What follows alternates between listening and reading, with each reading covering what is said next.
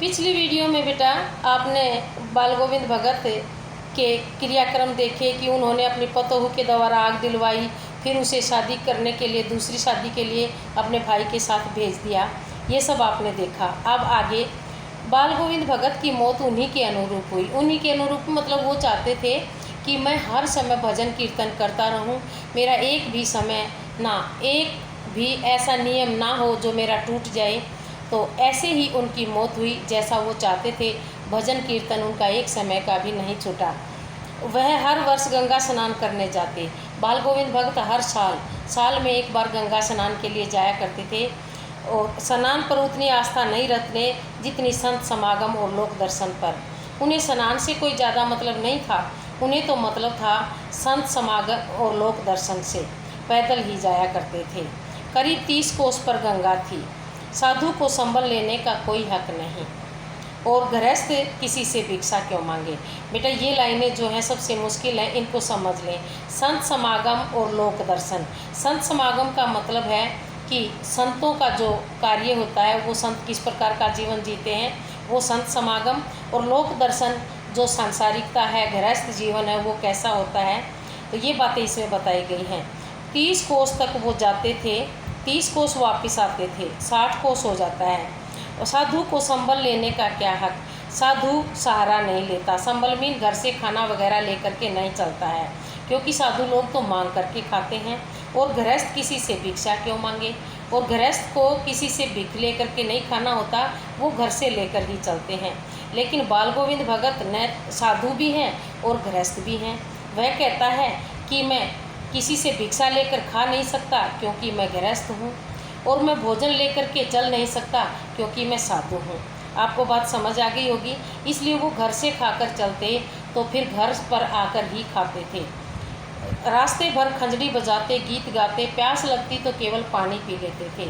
4-5 दिन आने जाने में लगते थे, किंतु इस लंबे उपवास में भी वो मस्त रहा करते थे। अब बुढ़ापा आ गया था, किंतु टेक वही जवानी वाली। बूढ़े हो चुके थे, लेकिन उसी मस्ती से गीत गाते हुए आते थे। जवानों की तरह से टेक लगाया करते थे, गीत गाया करते थे। इस बार लौटे तो तबीयत ठीक नहीं थी। अब की बार गंगा स्नान से आए तो तबीयत ठीक नहीं थी, कुछ बुखार सा होने लगा था। खाने पीने के बाद भी उनकी तबीयत नहीं सुधरी, बुखार भी था, किंतु नियम व्रत छोड़ने वाले नहीं थे।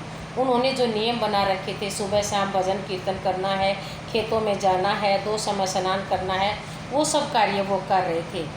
तो वही 2 जून गीत गाना, स्नान ध्यान करना, खेती बाड़ी देखना दिन दिन खींचने लगे, कमज़ोर होते जा रहे थे। लोगों ने नहाने धोने से मना किया, लेकिन बाल गोविंद भगत नहीं माने।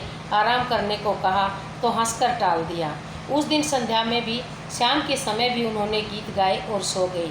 किंतु मालूम होता था जब शाम के समय वो भजन कीर्तन कर रहे थे तो ऐसा लगता था जैसे तागा टूट गया है, माला का एक एक दाना बिखरा हुआ है।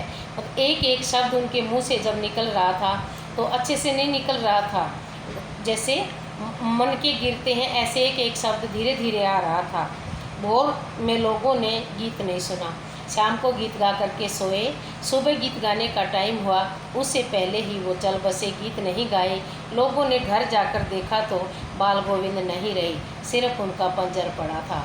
वहाँ पर एक अस्थियों वाला ढांचा पड़ा था, शरीर पड़ा था, मृतक शरीर पड़ा हुआ था। तो बाल गोविंद भगत की मौत उन्हीं के अनुरूप हुई कि मुझे हर समय भजन कीर्तन करना है, अपनी मर्जी के अनुसार जीवन जीना है। और ऐसा ही हुआ। एक समय का भजन कीर्तन भी उन्होंने अपना नहीं छोड़ा। इस तरह से उनकी मौत हुई। जो साधु लोग होते हैं बेटा, वो नेम धर्म वाले होते हैं। ये बात इस पाठ के अंदर बाल गोविंद भगत ने सिद्ध करके दिखा दी है।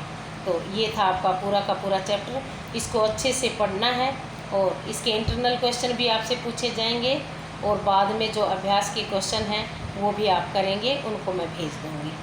तब तक इसको अच्छे से पढ़ना बेटा।